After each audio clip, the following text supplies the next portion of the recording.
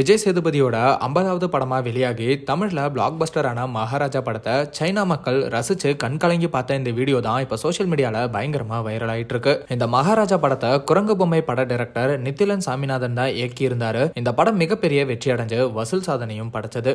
வர நவம்பர் 29ஆம் தேதி இந்த படம் கர்மா அப்படின்னு பெயர் மாத்தப்பட்டு கிட்டத்தட்ட 75,000 ஸ்கிரீன்ஸ்ல சைனால வெளியாக இருக்கு. இதை ப்ரோமோட் பண்ற விதமாகவும் சைனா மக்களோட வரவேற்பு எப்படி இருக்கும்னு தெரிஞ்சுக்கிற விதமாகவும் சில ஸ்கிரீன்ஸ்ல ப்ரிவ்யூ ஷோஸ் திரையிடப்பட்டிருக்கு.